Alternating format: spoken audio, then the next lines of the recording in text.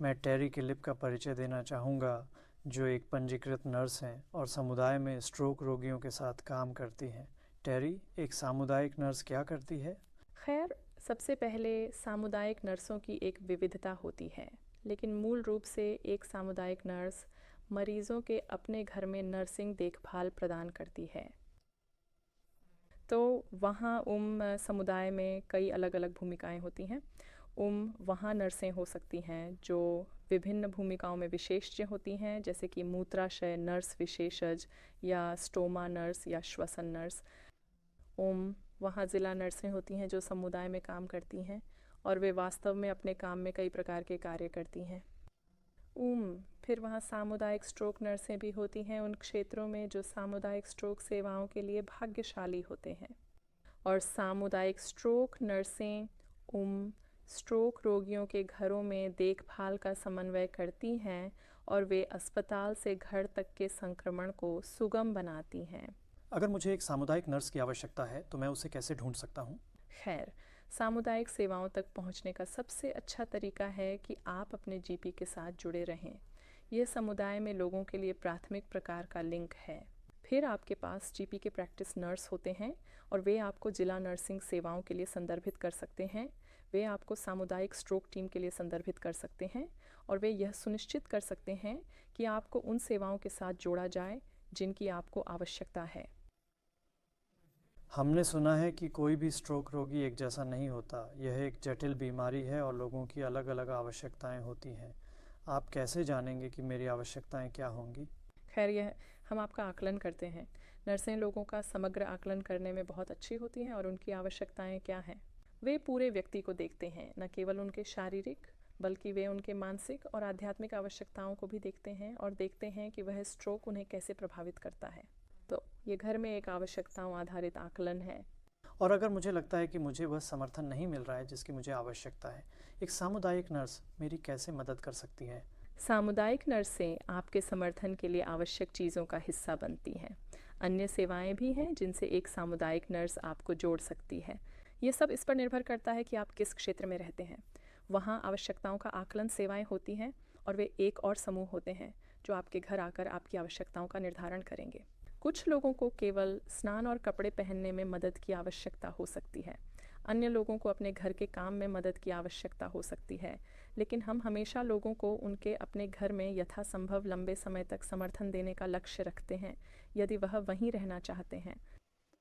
और अगर मुझे लगता है कि मुझे वह समर्थन नहीं मिल रहा है जिसकी मुझे आवश्यकता है, एक सामुदायिक नर्स मेरी कैसे मदद कर सकती है? सामुदायिक नर्सें आपके समर्थन के लिए आवश्यक चीज़ों का हिस्सा बनती हैं। अन्य सेवाएं भी हैं जिनसे एक सामुदायिक नर्स आपको जोड़ सकती है। यह सब इस पर निर्भर करता है कि आप किस क्षेत्र में रहते हैं। वहाँ आवश्यकताओं का आकलन सेवाएं होती हैं और वे एक और समूह होते हैं जो आपके घर आकर आपकी आवश्यकताओं का निर्धारण करेंगे। कुछ लोगों को केवल स्नान और कपड़े पहनने में मदद की आवश्यकता हो सकती है।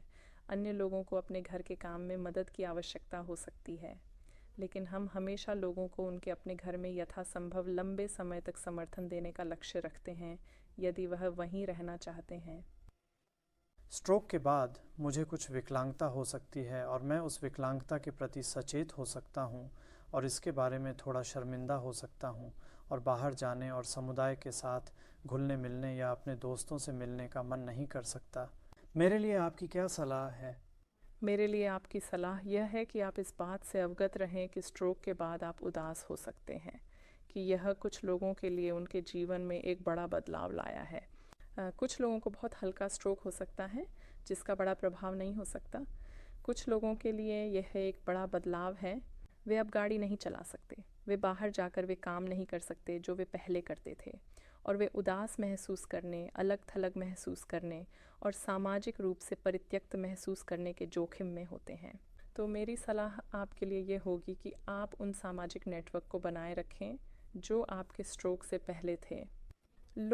कुछ लोगों के पास सामाजिक नेटवर्क होते हैं। वे चर्च समूहों से जुड़े होते हैं, वे सामाजिक समूहों, सेवा क्लबों, खेल टीमों से जुड़े होते हैं और वे समुदाय में लोगों से जुड़े होते हैं। और यदि वे उन लिंक को बनाए रख सकते हैं कुछ हद तक, यह उन्हें अलगाव और अवसाद की भावनाओं से बचने में मदद करेगा।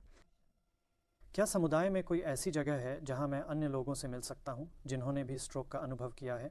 कुछ स्ट्रोक संघ या स्ट्रोक फाउंडेशन में स्ट्रोक क्लब हो सकते हैं जहां अन्य लोग जाते हैं जिन्होंने स्ट्रोक का अनुभव किया है और वे पारस्परिक समर्थन के लिए मिलते हैं। क्योंकि उन्होंने सभी ने स्ट्रोक का अनुभव किया है, वे सभी जानते हैं कि इसका क्या मतलब है और इसका एक दूसरे पर क्या प्रभाव पड़ा है, तो वे समर्थन के लिए वहाँ जाते हैं। वे सामाजिक गतिविधियों, कुछ शिक्षा, कुछ व्यायाम के लिए वहाँ जाते हैं। ये स्ट्रोक वाले व्यक्ति के देखभालकर्ता के लिए थोड़े समय के लिए भी बहुत अच्छा होता है। वे जानते हैं कि वे अपने स्ट्रोक व्यक्ति को स्ट्रोक क्लब के लोगों के हाथों में सुरक्षित रूप से छोड़ सकते हैं। वे जानते हैं कि उनकी देखभाल की जाएगी। फिर देखभालकर्ता थोड़ी छुट्टी ले सकता है। समुदाय में कौन सी सेवाएं उपलब्ध हैं जो एक देखभालकर्ता को स्ट्रोक का अनुभव करने वाले व्यक्ति की देखभाल करने में मदद करती हैं? खैर, कई सेवाएं हैं। स्ट्रोक फाउंडेशन द्वारा चलाए जाने वाले देखभालकर्ता समर्थन समूह हैं और वे देखभालकर्ताओं के लिए एक अवसर है कि वे एक साथ मिलें और बात करें और साझा करें और स्ट्रोक रोगी की 24 घंटे देखभाल करने के बारे में अपनी भावनाओं को व्यक्त करें। कुछ निजी प्रदाता भी हैं जो स्ट्रोक रोगियों के लिए डे केयर कार्यक्रम प्रदान करेंगे। कभी कभी उनके साथ एक लागत जुड़ी होती है, लेकिन यह अक्सर न्यूनतम और सस्ती होती है और यह देखभालकर्ताओं के लिए कुछ समय के लिए एक और अवसर प्रदान करती है। वहाँ राहत कार्यक्रम हैं जो देखभालकर्ता समर्थन कार्यक्रम के माध्यम से पेश किए जाते हैं, जो आवश्यकताओं के आकलन सेवा के माध्यम से पेश किए जाते हैं, जहां लोग 28 दिन या अधिक राहत प्राप्त कर सकते हैं और देखभालकर्ता उस राहत देखभाल के प्रभारी होते हैं और वे तय करते हैं कि वे इसे कैसे उपयोग करना चाहते हैं और कब उपयोग करना चाहते हैं, और यह उन्हें एक साल में 28 दिन तक का समय दे सकता है। जिन लोगों ने मध्यम से गंभीर स्ट्रोक का अनुभव किया है वे काफ़ी विकलांग हो सकते हैं, जिसका मतलब है कि वे पहले की तरह इधर उधर नहीं जा सकते। त्वचा की देखभाल करना कितना महत्वपूर्ण है? बहुत महत्वपूर्ण। यह सुनिश्चित करना बहुत महत्वपूर्ण है कि आप बिस्तर में इधर उधर घूमने में सक्षम हैं, जो वह क्षेत्र है जहां अधिकांश लोग अपने एड़ी या पीठ पर दबाव क्षेत्र विकसित करेंगे क्योंकि वे बिस्तर में स्थिर पड़े रहते हैं। तो घूमना सीखना महत्वपूर्ण है। बिस्तर में घूमने और स्थिति बदलने के महत्व को जानना महत्वपूर्ण है। महत्वपूर्ण है कि आप या आपके प्रियजन को बिस्तर में सावधानीपूर्वक तकियों का उपयोग करके समर्थन के लिए कैसे स्थिति में रखें। नियमित रूप से कैसे घूमें, विशेष रूप से उन लोगों के लिए जिन्होंने गंभीर स्ट्रोक का अनुभव किया है और काफ़ी विकलांग हैं। कुछ लोग जो स्ट्रोक का अनुभव करते हैं ध्यान देते हैं कि उनका संतुलन और समन्वय पहले जैसा नहीं है और उन्हें लग सकता है कि वे गिरने के जोखिम में हैं। क्या आपके पास गिरने से बचने के लिए कोई सलाह है? अगर वे गिरने के जोखिम में हैं और उनका संतुलन प्रभावित हुआ है तो उन्हें अस्पताल छोड़ने से पहले कुछ प्रकार की चलने की सहायता प्रदान की जानी चाहिए थी। यह महत्वपूर्ण है कि वे दी गई सहायता का उपयोग करें और उन्हें उनकी ऊंचाई और उनकी आवश्यकता के लिए सही सहायता के लिए आंका गया होगा। यह महत्वपूर्ण है कि आप इसे कमरे के कोने में पार्क न करें और फर्नीचर को पकड़कर अपने रास्ते को नेविगेट न करें। आपको दी गई उपकरण का उपयोग करें।